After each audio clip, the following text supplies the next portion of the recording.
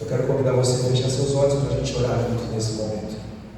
Querido Deus e Pai, obrigado, Senhor, porque sábado pela manhã é um dia especial em que o Senhor parou tudo que fez e descansou. Nos deu essa ordem para que possamos experimentar aquilo que o Senhor fez para nós, a Tua criação, a criação de todas as coisas. Podemos olhar para o céu, olhar para a natureza, olharmos uns para os outros e dizermos: Deus é o Criador de tudo isso, e tudo isso é muito bom.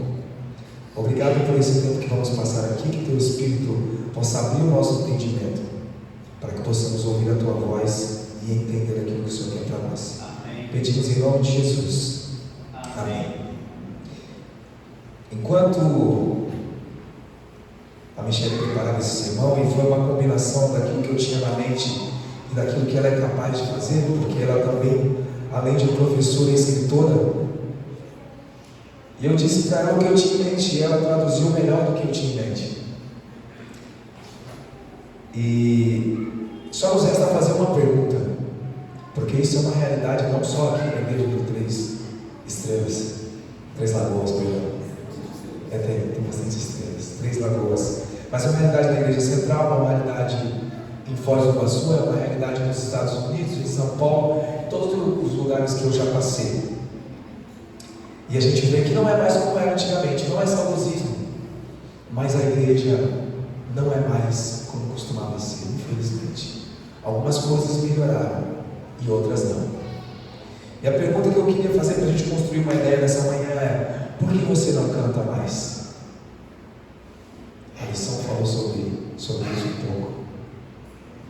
Por que você não canta mais? E quando falamos de música, nós lembramos da história da nossa igreja e como se enrolou durante um tempo e como chegamos naquilo que é hoje. Mas para isso a gente precisa entender também alguns conceitos sobre música, sobre cantar. E o primeiro conceito que a gente pode entender é o que é um louvor. E eu quero convidá-los a abrir a Bíblia de vocês em Hebreus, no capítulo 13, no verso 15.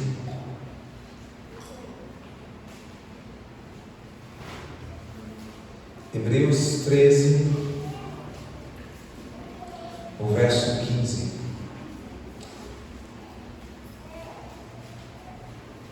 Diz assim: por meio de Jesus, pois, ofereçamos a Deus sempre sacrifício de louvor, que é o fruto de lábios que confessam o quê? O seu nome.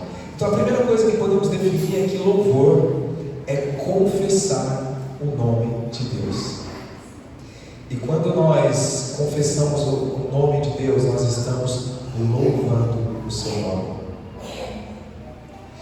Então, louvor, segundo a Bíblia, é o fruto dos lábios que confessam o nome de Deus. Agora vamos analisar juntos. Alguém aqui da igreja recebeu uma bênção muito especial, que há anos pedia para Deus uma coisa muito específica, e orou por isso, orou, e de repente recebeu essa bênção. E essa pessoa emocionada, com os olhos cheios de lágrimas, se ajoelha, eleva o pensamento a Deus, sabendo que aquilo que ela recebeu foi de Deus. Isso é louvor ou não? Segundo a Bíblia, nós acabamos de ler, só há louvor quando eu faço o quê? Quando eu abro a minha boca e eu confesso o nome de Deus. Pode ser um gesto sincero, um gesto honesto, um gesto de espontaneidade, um gesto emocional, mas não é um gesto de louvor, porque segundo nós acabamos de ler em Hebreus, louvor é o fruto dos lábios que confessam o nome de Deus. Mas é inevitável, quando a gente fala de louvor, a gente não comparar com música. E há várias passagens na Bíblia que falam sobre música que adora a Deus, que exalta a Deus. E Ellen White escreveu assim para a gente no livro Educação: Como parte do culto, o canto é um ato de adoração, tanto quanto a oração. Vou repetir para vocês. Como parte do culto, o canto, aquilo que nós acabamos de oferecer para Deus aqui, é um ato de adoração, tanto quanto a oração. Mas quando olhamos para os nossos cultos hoje, alguém falou sobre isso, o tipo de música que nós oferecemos para Deus. O que é que os nossos lábios estão confessando? Qual é o fruto que tem saído da minha boca e da tua boca para adorar a Deus? Palavras vazias que falam só de você e de mim mesmo? Ou palavras que falam de Deus, da sua grandeza, da sua glória, do seu sacrifício por nós? Às vezes a gente nem abre a boca, né?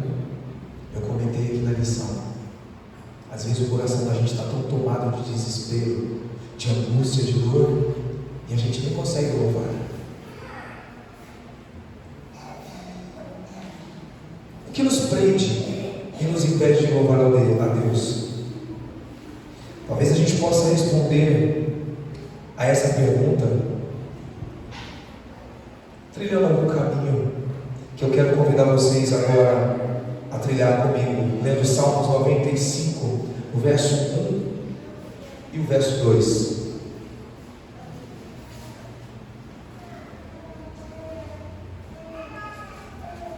E na verdade, para a gente responder a pergunta, por que você não canta mais? Nós devêssemos responder uma outra pergunta: por que nós deveríamos cantar? Salmo 95, verso 1 e 2 diz assim: vinde e cantemos ao Senhor com júbilo, celebremos o rochedo da nossa, saiamos ao seu encontro com ações de graças, vitoriemo-lo com salmos. Por que você deve cantar? Colossenses 3,16.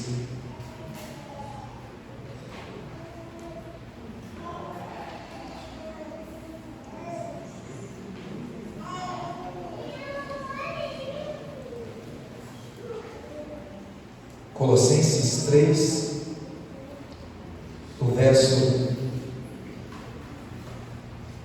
16 diz assim: habite ricamente em vós a palavra de Cristo, instruí-vos, aconselhai-vos mutuamente em toda sabedoria, louvando-a com e cânticos espirituais, com gratidão em vosso. Por que eu devo louvar a Deus? O que é que Deus fez por mim? O que é que Deus fez por você, para que Ele mereça ser louvado? Passamos pela vida com tanta coisa para fazer, nos distraímos e esquecemos que louvar também é elogiar a Deus, sim ou não? Sabe quando você não tem mais nada para dizer para alguém? Sabe quando as palavras te faltam a boca? Sabe quando não há dinheiro que você possa comprar um presente para agradar alguém? E a única coisa que resta é louvar. Porque Deus, com todo o dinheiro que possamos ter, não pode ser louvado. Porque Deus, com toda a inteligência, com toda a criatividade que nós podemos ter, Ele não pode ser louvado. A única coisa que pode louvar Deus, sabe o que é? A sua boca, o seu coração, o seu entendimento. Você vai tentar fazer tudo na igreja, vai tentar construir, vai tentar enfeitar, vai tentar dar oferta, vai tentar devolver dízimo, vai tentar levar uma vida digna e não vai conseguir louvar a Deus se o seu coração, se o seu entendimento não estiver naquilo. Quando Jesus voltar, a Bíblia diz, para alguns Ele vai dizer: vinde benditos de meu Pai. E para outros Ele vai dizer: eu não conheço você, se aparta, sai daqui. E sair daqui não é porque você não fez alguma coisa, é porque o motivo pelo qual você fez era o motivo errado. E Deus se agrada quando a gente louva, quando a gente o adora em espírito e em verdade.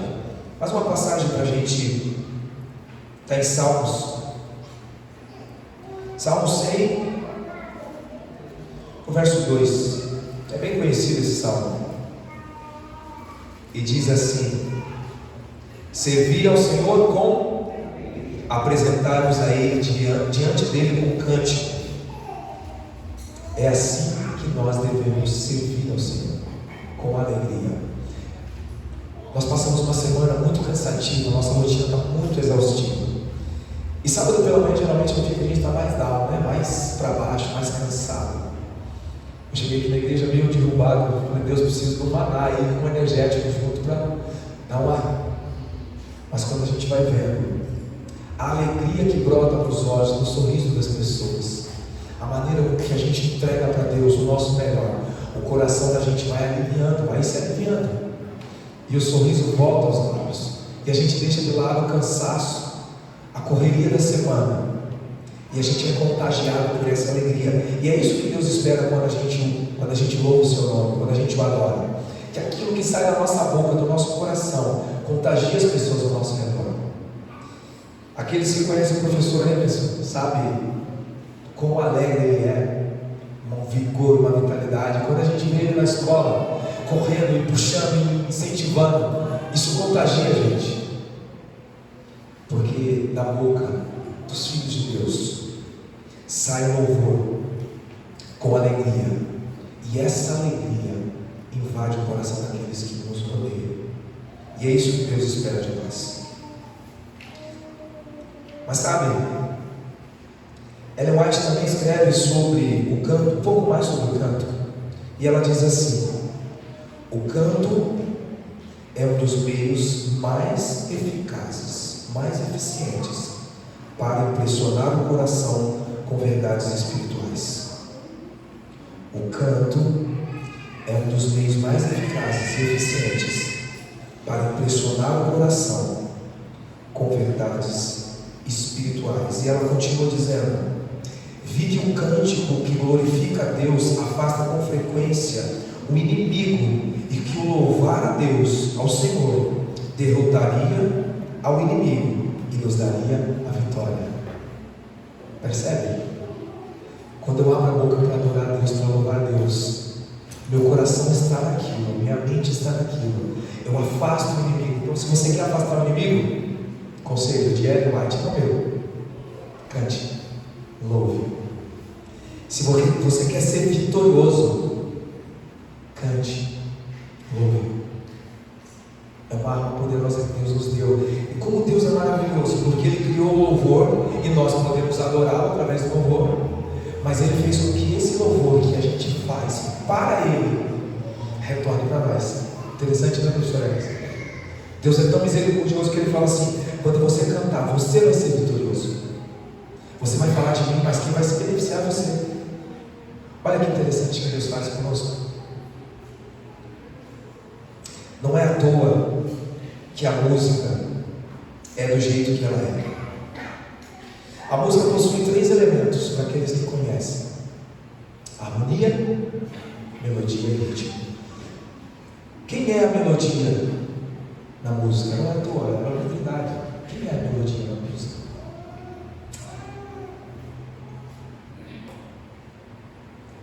A melodia representa a pessoa de Deus, o nosso Pai Celestial. A melodia é criada e entoada através do nosso espírito, ou seja, nossas emoções abrindo lugar para aquele que é o único digno do nosso louvor, da nossa adoração. Deus é incrível, colocou a sua Trindade presente na música. Deus é a melodia, suave, mansa. Moai tinha uma visão, ela disse: fui ao céu e vi os anjos cantando, e não havia nenhuma voz sobressaindo, havia perfeita harmonia. A melodia é entoada com suavidade. Deus é louvado com um coração sincero, suave e manso. Mas eu falei de 3 elementos, e veio o próximo elemento, a harmonia. Falamos da melodia, Deus o Pai, e a harmonia, porque Deus amou o mundo de tal maneira que enviou quem? Cristo Jesus, harmonizando a terra com o céu novamente. Portanto, quando nós harmonizamos as vozes em adoração a Deus, a quem nós estamos louvando? a Jesus Cristo. Quando a melodia que sai da nossa boca é uma melodia celestial, a quem nós estamos adorando? Então vem o terceiro elemento, o ritmo. E é aqui que nós temos pecado muito na igreja. Porque se Deus Pai é a melodia, se Jesus o Filho é a harmonia, quem é o ritmo? O Espírito Santo de Deus. Querem uma prova disso? Abra a Bíblia de vocês em Gênesis capítulo 1. Gênesis capítulo 1. Diz assim: no princípio criou Deus os céus e a terra. A terra, porém, era sem forma e vazia. Havia trevas sobre a face do abismo. E o Espírito de Deus fazia o que sobre as águas? Pairava. O Espírito de Deus dava um movimento às águas. Pairava sobre as águas. E quando nós entoamos uma música com uma boa melodia, com uma boa harmonia e com um bom ritmo, nós adoramos a Trindade de Deus, aquilo que Deus é na sua essência, com melodia, com harmonia, com ritmo. Deus se agrada quando nós o louvamos da maneira que Ele se agrada. Nós oferecemos para Deus aquilo que está no nosso coração de qualquer maneira, sentimentos carnais, paixões carnais, ou nós temos oferecido para Deus aquilo que é da sua vontade. Eu sempre falo isso. Você vai no aniversário, vamos usar mais uma vez, professora, vamos usar a Mel agora. Vamos no aniversário da Melissa. E a Melissa fala para a gente assim: ó, eu odeio verde, não gosto da cor verde. E aí eu levo um vestido verde para ela. A Michelle leva uma bolsa verde. O namorado leva um sapato verde. A professora Emerson leva uma flor verde para ela colocar no cabelo. A quem nós estamos agradando? A Melissa? Não. E quando nós oferecemos para Deus, o que nós oferecemos? Por que você não canta mais? Talvez porque você não sabe o que oferecer para Deus. Por que você não canta mais? Porque talvez você não esteja unido com esse Deus. Você não queira agradar, você queira ser agradado na música, na adoração, no louvor.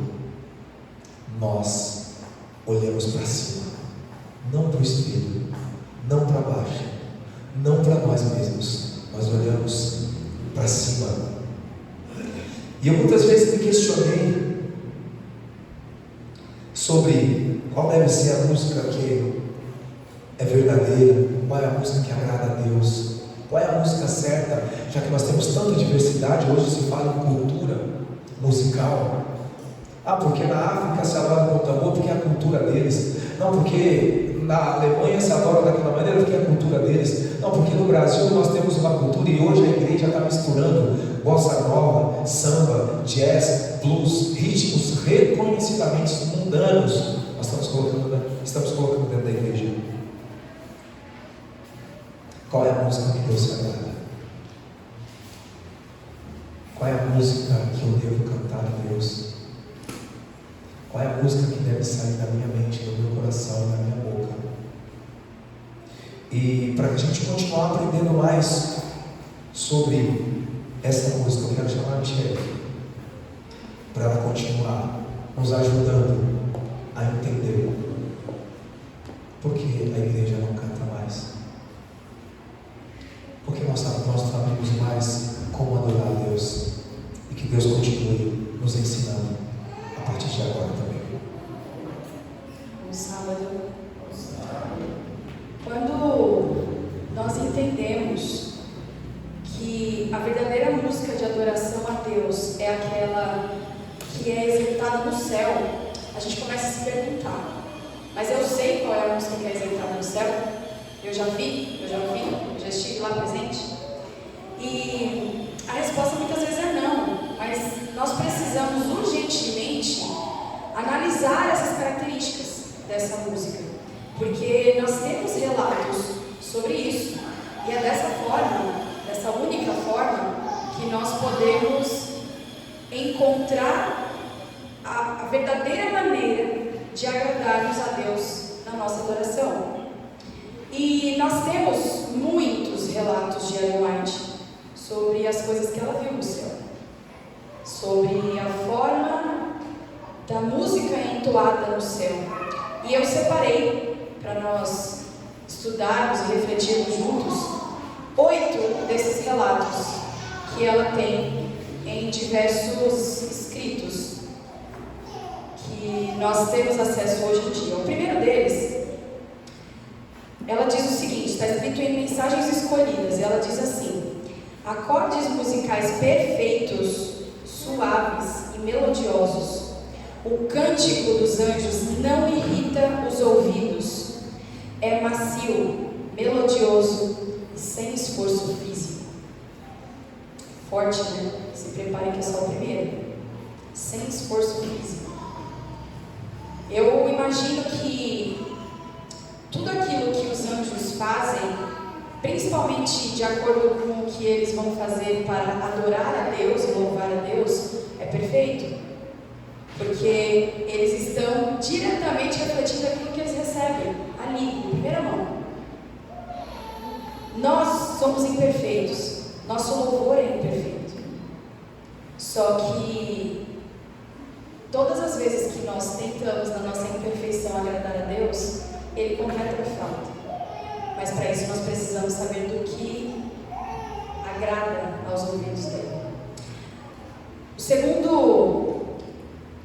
A segunda citação que eu vou ler agora para nós se encontra no livro Evangelismo e diz assim: as notas longamente puxadas e os sons peculiares comuns no canto de ópera não agradam aos anjos.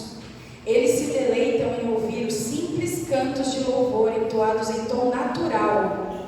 Os cânticos em cada palavra é pronunciada claramente em tom harmonioso, são os que os anjos se unem a nós para cantar.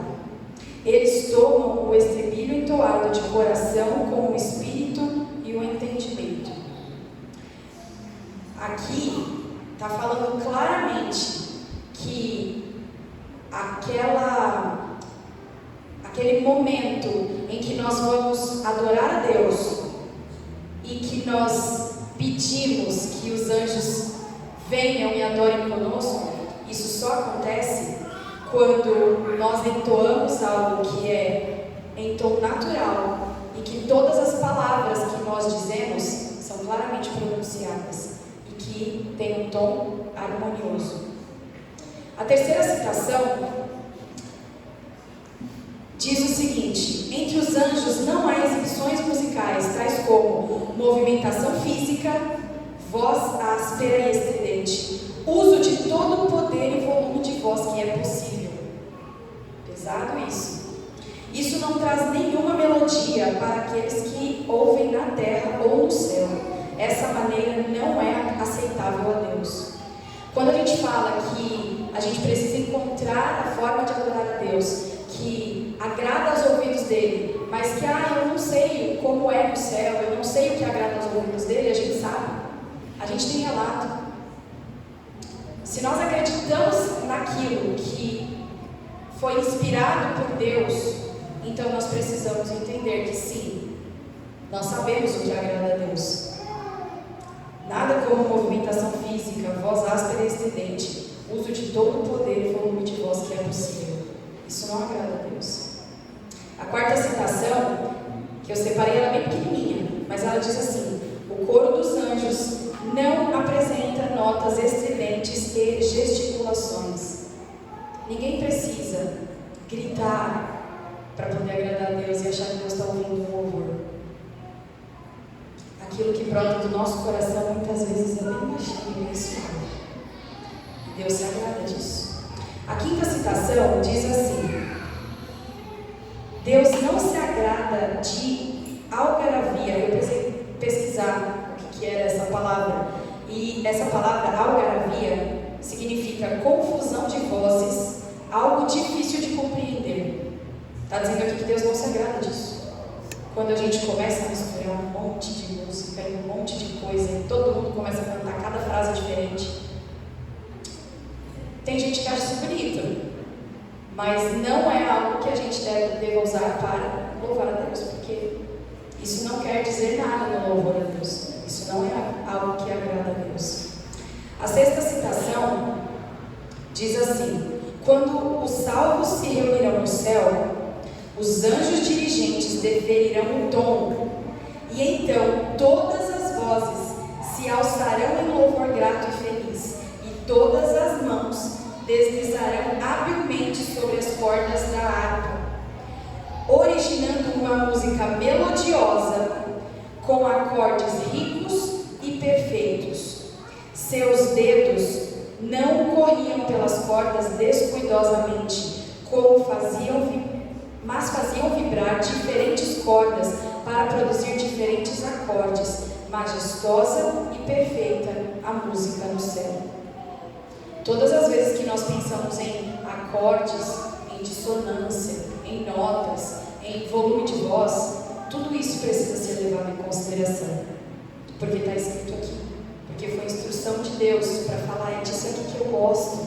Vai ser perfeito? Mesmo se a gente fizer desse jeito, não vai ser perfeito, porque nós somos imperfeitos, nós somos pecadores, mas Deus completa o resto. E como o exemplo que o Wallace disse a respeito do presente que a gente dá para alguém, a gente tem que dar o que a pessoa gosta. Quanto mais com Deus. Se Deus está dizendo: é disso que eu gosto, por que eu vou fazer diferente? Por que eu vou tentar agradá-lo com o meu gosto, com aquilo que eu acho bonito? No máximo a gente pode tentar argumentar. Falar: poxa Deus, mas por que não? Só que se ele continuar falando, como ele tem falado, é disso que eu gosto, eu não tenho que oferecer aquilo que não agrada. A sétima citação, ela vem do livro O Desejado de Todas as Nações. Ela diz assim: depois dos anjos dirigentes, todas as mãos deslizam com maestria sobre as cordas da harpa, tirando-lhes uma música suave em ricos e melodiosos acordes. Diante da multidão está a cidade santa. Jesus abre as portas e a angélica multidão entra por elas, enquanto a música prorrompe em arrebatadora melodia. Todo o céu estava esperando para saudar o Salvador, a sua chegada às cortes celestiais. Ao ascender, abriu ele o caminho, e a multidão de cativos libertos, a sua ressurreição o seguiu. A hoste celestial, com brados de alegria e aclamações de louvor e cântico celestial, tomava parte na jubilosa comitiva. Quando Jesus ressuscitou, a gente sabe que ele foi para o céu. E a gente tem um relato de que no momento em que ele estava chegando no céu, todas as pessoas que ressuscitaram junto com ele, porque a gente tem relatos disso, elas foram para o céu junto com ele. Elas ressuscitaram já da segunda morte, né? Daquela morte eterna, elas já não tinham mais. O poder da ressurreição de Jesus fez com que algumas pessoas ressuscitassem também, alguns dos santos.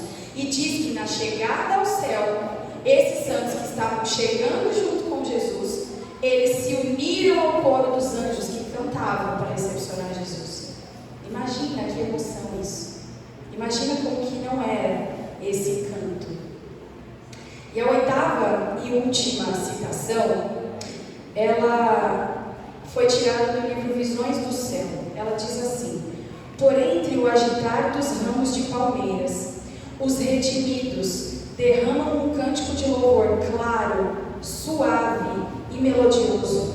Todas as vozes aprendem a harmonia até que reboa pelas abóbodas do céu. E aí ela continua citando. Aqui já é falando sobre a segunda vinda. Já é falando sobre o momento em que todos os salvos agora estarão entoando uma melodia, um louvor, um cântico que é claro, suave, melodioso e cheio de harmonia. Quando nós examinamos com cuidado e atenção tudo isso que eu acabei de ler para vocês, nós podemos notar que a música de adoração que é executada no céu e aquela que agrada a Deus, ela é considerada perfeita e ela enfatiza apenas 2 dos 3 elementos da música. Ela não fala em nenhum momento sobre o ritmo da música. Ela não fala se era badalado, ela não fala nada sobre o ritmo. A aquela música que agrada a Deus, a música que é considerada perfeita diante de Deus, que é a que Ele gosta de ouvir, que é a que Ele gosta de ter como o louvor que sai dos nossos lábios para adorá-lo, é a música que destaca e enfatiza apenas a harmonia e a melodia. Ela é entoada com o espírito, que são as nossas emoções, e ela é entoada com o entendimento, que é a nossa mente. Além disso, nós não temos exibições, tais como movimentação física, dissonância, voz áspera, tudo aquilo que foi citado antes. E nós temos ainda uma citação que está no livro Testemunhos Seletos, volume 2, ele diz assim: para a alma crente e humilde, a casa de Deus na terra é como a porta do céu. Os cânticos de louvor e adoração, a palavra ministrada pelos embaixadores do Senhor, são os meios que Deus proveu para preparar o povo para a assembleia lá do alto, para aquela reunião sublime, a qual coisa nenhuma que contamine poderá ser admitida. Tudo aquilo que contamina o louvor a Deus, que contamina a música, que pode adorar a Deus, isso não vai entrar no céu.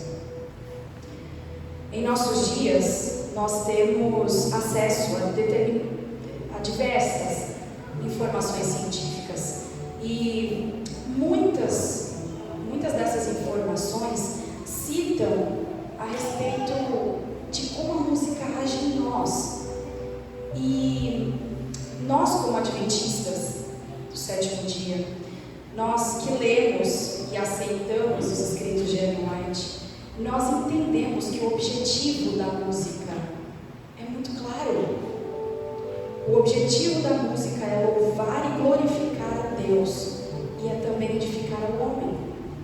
Através da música nós crescemos, nós entendemos mais a respeito de Deus, nós aprendemos mais. E por causa disso, nós entendemos também que a música ela tem acesso livre ao nosso cérebro. Através da música, não importa qual seja a natureza dela, isso abre um caminho no nosso cérebro que faz com que nós absorvamos toda aquela informação, sem nem mesmo precisar avaliar se ela é boa ou não.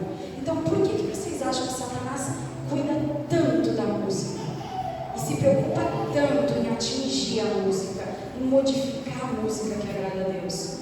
Porque essa modificação tem acesso liberado ao nosso cérebro, a gente não precisa nem avaliar se aquilo que a gente está ouvindo é bom ou não. Entrou e a gente nem se deu conta. E quando a gente percebe todas essas características importantes, a gente volta lá na pergunta feita no começo, quando o Wallace falou: por que é que você não canta mais? Nós já conhecemos a função da música, nós já conhecemos o objetivo, a clareza, aquilo que a música causa na gente. Então, por que você não canta mais? O que é que nos impede de louvar a Deus? Por que é que muitas vezes nós não abrimos a nossa boca para oferecer a Ele o puro e santo louvor que Ele espera de nós? E tem uma história que aconteceu mais ou menos uns 70 anos atrás, talvez um pouquinho mais, pouco antes da Segunda Guerra terminar. O exército brasileiro, ele foi convocado para participar dessa batalha. E ele se uniu aos exércitos ali que eram opositores ao exército alemão. E a tropa brasileira, ela foi designada para ir lutar perto da Itália, ali numa das regiões que era da Itália, lá nos Alpes. E o lugar é muito frio, muito frio. A gente aqui está passando um calor danado ultimamente, mas pensa no frio mesmo, de congelar, de matar alguém. Lá é assim. E o objetivo da tropa brasileira ali era tomar um monte, determinado monte, que chama Monte Castelo. tinha uma base nazista ali, no topo daquele monte. Só que essa era praticamente uma tarefa impossível. Porque de um lado, na região ali da guerra, de um lado os soviéticos estavam dominando a guerra. Do outro lado, os americanos vinham conquistando o terreno e todas, né, as tropas ali, eles estavam conseguindo vencer aos opositores. E quando chegou ali no sul, pela Itália, não dava para vencer, porque os nazistas estavam com uma base no topo do monte, e era uma visão que, assim, tudo que vinha de baixo, eles conseguiam ver, e quem estava vindo não conseguia ver nada que tinha lá em cima, então eles ficavam à mercê, eles não conseguiam se defender. E os brasileiros, a tropa brasileira foi designada justamente para lutar ali. Falaram, ó, vocês têm que ir lá e dar um jeito, vocês têm que conseguir tomar aquele monte. E as tropas brasileiras foram, elas chegaram lá, fizeram a primeira tentativa, eles foram detonados. Aí eles fizeram a segunda, fizeram a terceira, fizeram a quarta tentativa. Perderam muitos homens, foi um massacre. Um desastre em todas as tentativas, até que o general brasileiro tomou uma decisão suicida, mas ele tomou uma decisão. Ele falou, olha, a gente vai juntar todas as tropas brasileiras que estão espalhadas pela Europa e a gente vai subir todo mundo junto. Isso era suicida, é uma decisão suicida. Por quê? Porque imagina, acabou ali, se morreu todo mundo, não tem mais brasileiro, exército brasileiro para lutar. Não tem, chega. O que eles iam fazer? Mas ele falou, não, a gente vai. Porque aí a gente vai estar com todo mundo junto, a gente tem que dar um jeito de dar certo. E eles foram. E os americanos já tinham tentado, os franceses já tinham tentado, os ingleses, todos já tinham tentado e ninguém tinha conseguido tomar a base nazista do Monte Castelo. Mas os brasileiros foram. E eles começaram a subir o monte. A missão deles era assim, eles tinham que subir tudo praticamente, conseguir chegar lá no topo e tomar a base o mais cedo possível, de preferência antes da meia-noite. Porque senão eles iam começar a morrer de frio, porque era muito frio. Se eles subissem de dia, por exemplo, eles iam tomar tiro, porque o pessoal lá da base nazista ia matar todo mundo, eles iam ver o pessoal subindo. Se eles fossem à noite e demorassem muito, o frio ia acabar com eles. Não tinha mais o que fazer. Então eles foram à noite, mas eles tinham que ser rápidos. E além de ser rápidos, eles ainda precisavam estar atentos aos tiros. Eu não entendo de arma, eu não entendo de tiro. Mas ouvindo sobre essa história, eu descobri que tiro é uma coisa que se você ouve, é porque não pegou em você. Porque a bala é mais rápida do que o som. Então o que aconteceu naquela cena foi que o exército brasileiro ia subindo, e aí de repente um companheiro ouvia o outro gritar. E depois ele ouviu um tiro, e aí ele olhava e o companheiro estava caindo no chão. E eles continuaram subindo. E eles iam subindo e tomando tiro. Até que chegou num ponto em que a cena ficou dramática demais. Porque de onde eles estavam, ainda faltava um pedaço para chegar. Só que eles já tinham perdido muita gente. Muita gente. Se eles decidissem voltar, eles tomavam um tiro nas costas. Iam morrer do mesmo jeito. Se eles continuassem, eles estavam tomando tiro no peito e estavam morrendo do mesmo jeito. O que eles iam fazer ali? E naquele momento, eles começaram a conversar. Os que estavam ali vivos, os que sobraram, eles começaram a conversar. Eles estavam ali, todos vestidos de verde, lutando por uma coisa que para eles não fazia o menor sentido. Essa guerra não era nossa, mas eles estavam lá. E na conversa, eles começaram a falar um pouco deles mesmos para os companheiros de batalha. Porque a pergunta principal era assim: a gente veio junto, a gente veio lá do Brasil para cá, a gente está aqui lutando junto, mas eu não te conheço. Quem é você?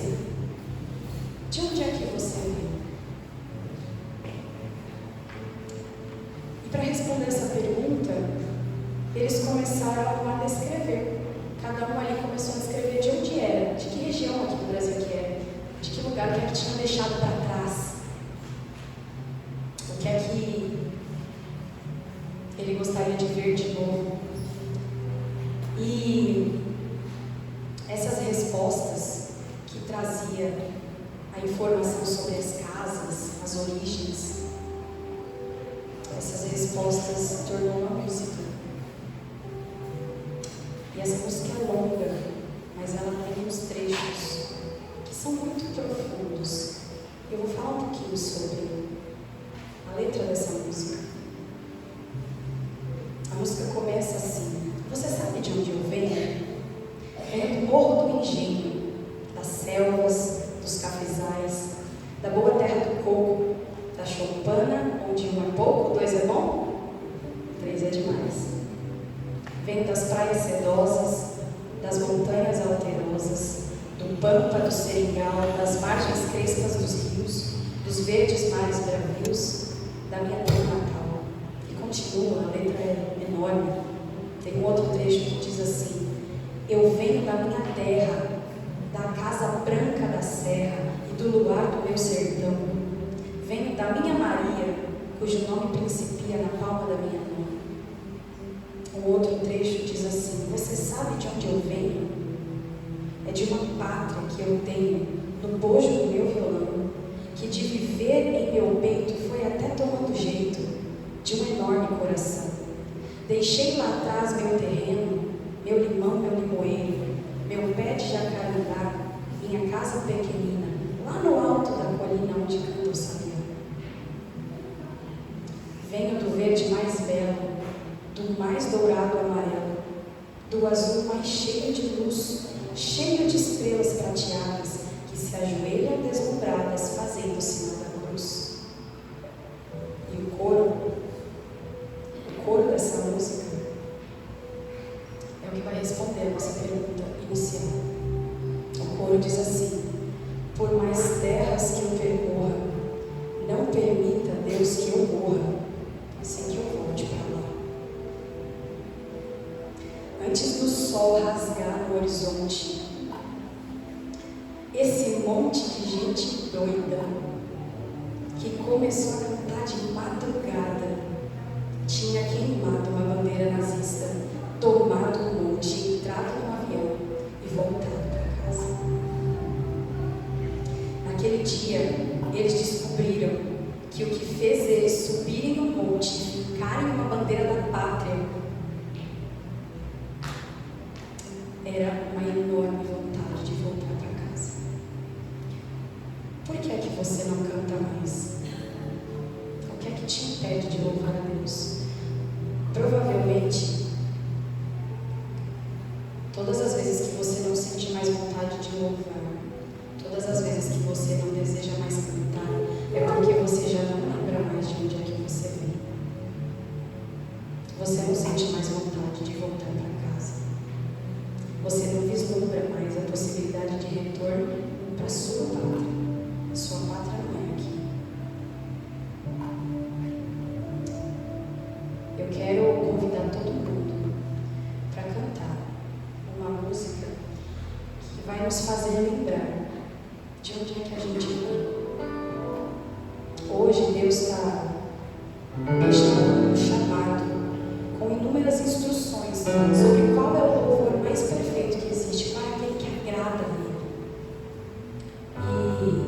E deixe que esse louvor seja capaz de te lembrar de onde você vem.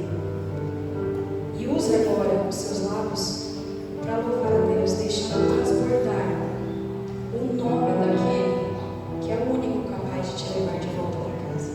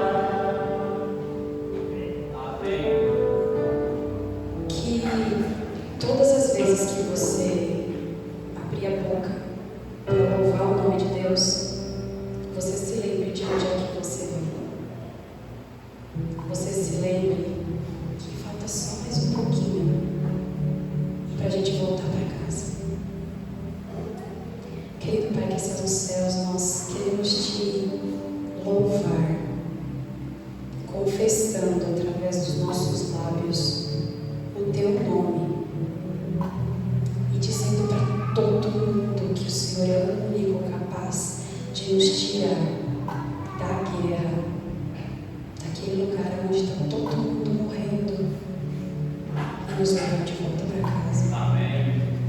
Nós estamos aqui esperando, ansiosos para estar contigo. E enquanto nós não chegarmos em casa, não nos permita jamais esquecer de onde nós viemos. Que isso nos lembre todos os dias a respeito